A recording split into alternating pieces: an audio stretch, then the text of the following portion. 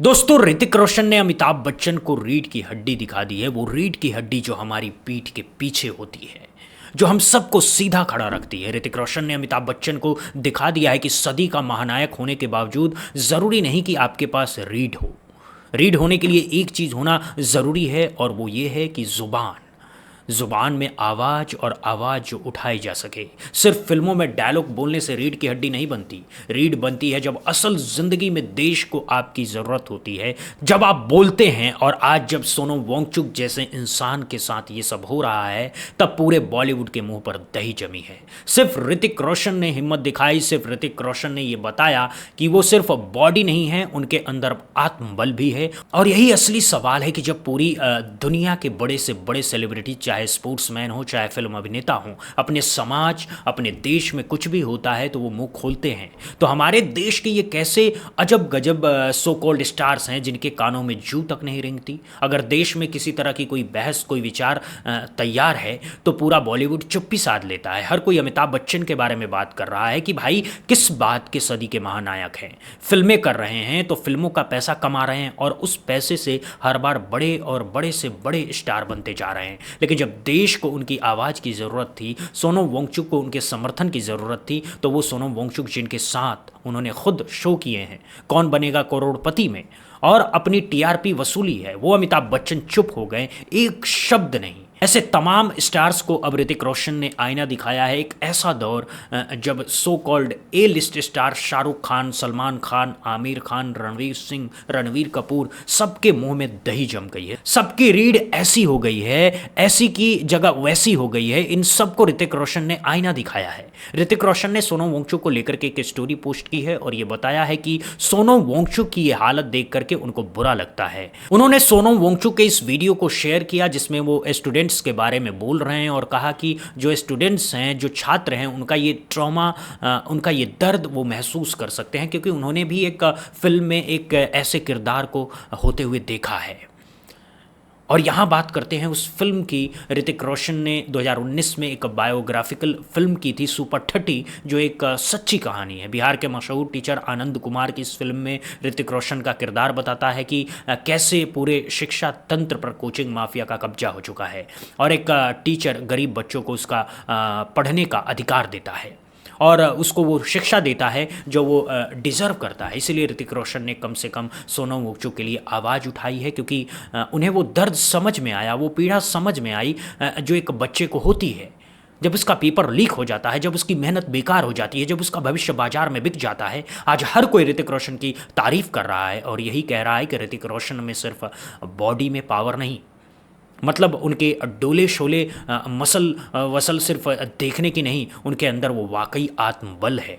नहीं तो देखिए, बॉडी तो सलमान खान की बड़ी तगड़ी है भाई साहब, शाहरुख खान ने भी बड़ी बॉडी बना रखी है, लेकिन कौन से कपूर ने नहीं बना रखी है। लेकिन है किसी की औकात, किसी की हिम्मत है कि मुंह में जो दही जमी है उसे फेंक दे और मुंह से कुछ निकले नहीं।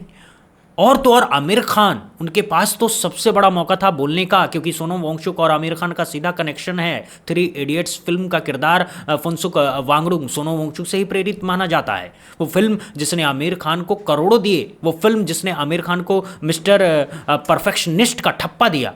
लेकिन जब उसी सोनम वांगचुक को ज़रूरत पड़ी तो आमिर खान गायब। आमिर खान से एक इंटरव्यू में सीधा पूछा गया कि सोनम वांगचुक अनशन पर बैठे हैं, आप क्या कहेंगे, क्योंकि आपने उनके किरदार पर फिल्म बनाई थी। तो आमिर खान ने क्या जवाब दिया, कहते हैं नहीं, मेरी फिल्म उन पर नहीं बनी थी, ये तो गलतफहमी है। और ठीक है सोनम वांगचुक, मैं चाहता हूँ कि वो स्वस्थ रहें, बस गोल मोल जवाब दे करके कट लिए, अपना सेफ रोड अख्तियार कर लिया। मतलब जिस आदमी से आपने पैसा कमाया, जिस आदमी की कहानी से आपकी फिल्म चली, उसी आदमी के लिए 2 शब्द नहीं बोल सकते। वाह, क्या ईमानदारी है, क्या वफादारी है।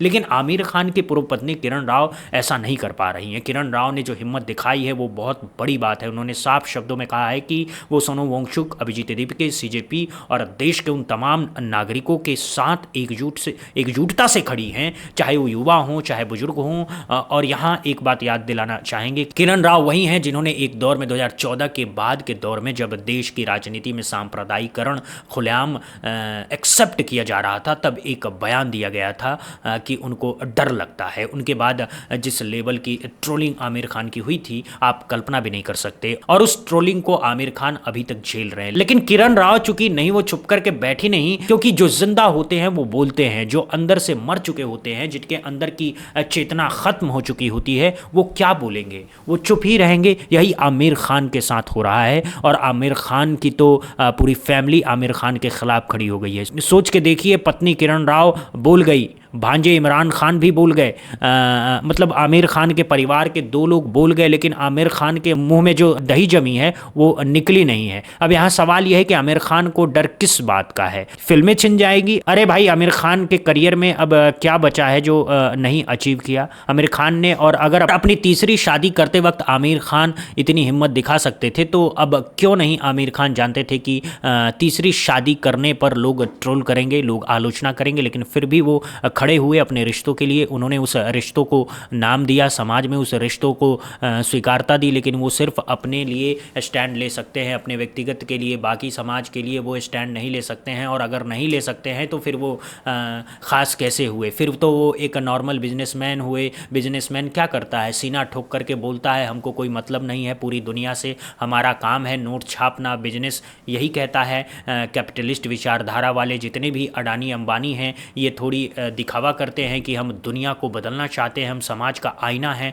हम समाज की अभिव्यक्ति हैं। क्या बोलते हैं? इनका काम है नोट छापना, इनका काम है अपना बिजनेस बढ़ाना, अपना टर्नओवर बढ़ाना, अपना रेवेन्यू बढ़ाना। तो भाई क्लियरली बोलिए ना कि आप बिजनेसमैन हैं, ये कलाकार बनने की एक्टिंग क्यों कर रहे हैं? वो भी इतनी घटिया एक्टिंग कर रहे हैं कि पकड़े जा रहे हैं। और अब बात करते हैं सोनाक्षी सिन्हा की, जिन्होंने भी अपनी आवाज़ उठाई। सोनाक्षी सिन्हा ने भी सोनम वांगचुक के समर्थन में अपनी बात रखी, और ये बड़ी बात है क्योंकि आज के दौर में जब हर स्टार को अपना करियर बचाना है, अपनी अगली फिल्म बचानी है, अपने ब्रांड डील्स बचाने हैं, तब खुल करके बोलना बहुत हिम्मत का काम है।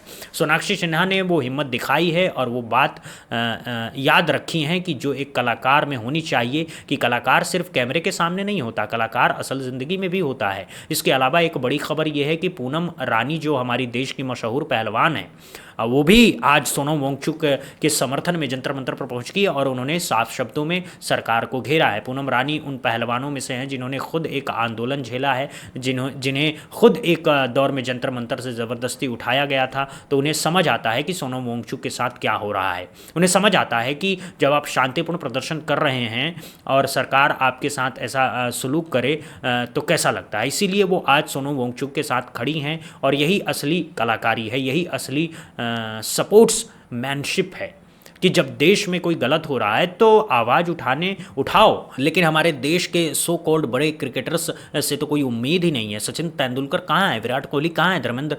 महेंद्र सिंह धोनी कहाँ है? जब देश के युवाओं का पेपर लीक होता है तब कहाँ हैं ये सब? जब देश के बच्चों का भविष्य बर्बाद होता है तब कहाँ हैं ये सब? पता है क्यों नहीं बोलते ये लोग? क्योंकि इनके बच्चे विदेश में पढ़ते हैं, इनको क्या फ़र्क पड़ता है पेपर लीक हो या ना हो। इनके बच्चे तो लंदन में हैं, अमेरिका में हैं, ऑस्ट्रेलिया में हैं, तो इनको भारत के बच्चों की परवाह क्यों होगी? सचिन तेंदुलकर को यूथ आइकन कहा जाता है, यूथ आइकन विराट कोहली को यूथ आइकन कहा जाता है, लेकिन ये यूथ आइकन तब कहा जाता है जब यूथ पर मुसीबत आती है, तब ये कहाँ छुप जाते हैं? ये सवाल हमेशा हमेशा उठेगा और उठता रहेगा। और यहाँ बात करते हैं नवाजुद्दीन सिद्दीकी की। एक बात जो उन्होंने एक इंटरव्यू में कही थी वो बात याद आती है। उन्होंने बहुत ही अच्छी बात बोली थी। उन्होंने कहा था कि बेसिकली ये जो फिल्म स्टार्स हैं ये सब भांड है। ये शब्द बहुत लोगों को बुरा लगेगा, लेकिन ये उनके शब्द हैं और उनका मतलब समझिए। पहले क्या होता था? न रेडियो था, न अखबार था, न टीवी था, तो एंटरटेनमेंट का जरिया क्या था?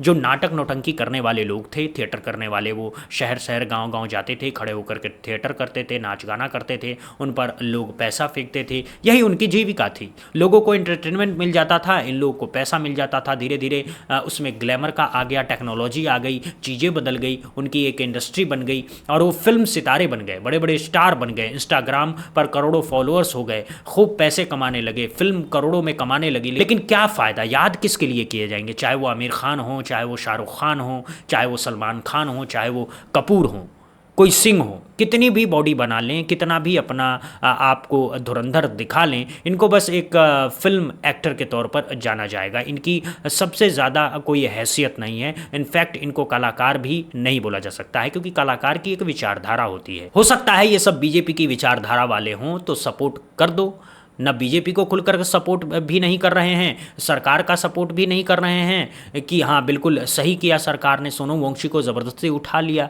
वो भी नहीं कह रहे हैं, विरोध भी नहीं कर रहे हैं।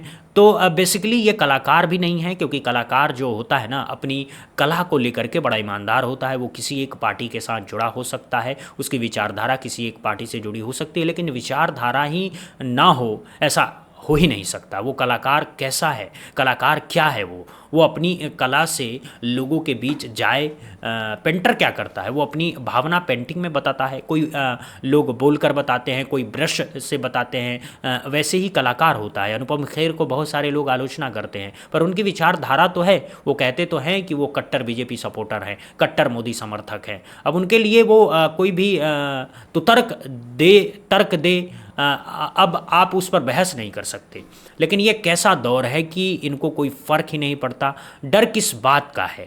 ट्रोलिंग हो जाएगी, फिल्में छिन जाएगी। अमिताभ बच्चन के जीवन में कौन सी फिल्म करनी बाकी है जो अब उनको डर है कि फिल्में छिन जाएंगी? नहीं, शाहरुख खान के करियर में अब क्या बचा है? ऐसा क्या नहीं अचीव किया शाहरुख खान ने कि उनको डर लगेगा कि फिल्में नहीं मिलेंगी? सलमान खान को भी इस बात का डर है, और यही डर बॉलीवुड के सबसे बड़ी सच्चाई है। ये लोग अपनी अगली फिल्म के लिए, अपने अगले पैसे के लिए, अपने अगले ब्रांड डील के लिए अपनी आत्मा बेच रहे हैं, अपनी रीढ़ बेच रहे हैं, अपना ज़ुबान बेच रहे हैं। और यही वो बात है जो ऋतिक रोशन ने आज गलत साबित कर दी है। ऋतिक रोशन ने दिखाया है कि आप स्टार भी हो सकते हो और इंसान भी हो सकते हो। आप फिल्में भी कर सकते हो और देश के लिए बोल भी सकते हो। आप अपना करियर भी चला सकते हो और अपनी आत्मा भी बचा सकते हो। आप कैमरे के आगे भी हीरो हो सकते हो और कैमरे के पीछे भी हीरो हो सकते हो। सिर्फ हिम्मत चाहिए, सिर्फ रीढ़ चाहिए, सिर्फ आत्मबल चाहिए। और यही आत्मबल है जो आज ऋतिक रोशन ने दिखाया है, किरण राव ने दिखाया है, सोनाक्षी सिन्हा ने दिखाया, इमरान खान ने दिखाया है,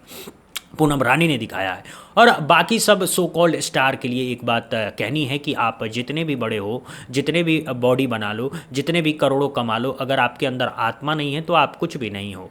बस एक चलती फिरती पब्लिसिटी मशीन हो जो अगले शुक्रवार को अपनी फिल्म बेचने आ जाएगी और फिर गायब हो जाएगी। जब देश को उसकी ज़रूरत होगी, आपको क्या लगता है दोस्तों, ऋतिक रोशन हो, चाहे किरण राव हो, चाहे सोनाक्षी सिन्हा हो, पूनम रानी हो, या फिर आमिर खान हो, या फिर आमिर खान के भांजे हों इमरान खान, इन सब ने खुल कर के बोला। लेकिन आमिर खान, अमिताभ बच्चन, शाहरुख खान, सलमान खान, सचिन तेंदुलकर, विराट कोहली सब चुप हैं।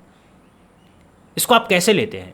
आपका फेवरेट क्रिकेटर कौन है जिसने आवाज़ नहीं उठाई? आपका फेवरेट एक्टर कौन है जिसने चुप्पी साधी? कमेंट बॉक्स में ज़रूर लिखिए और जितना हो सके इस चैनल को शेयर कीजिए, सब्सक्राइब कीजिए, ताकि ऐसी ज़रूरी बातें आप तक पहुंचती रहे। दोस्तों अभी के लिए बस इतना ही। देखते रहिए बुद्धा इंस्पायर्ड। जय हिंद, जय भारत, वंदे मातरम।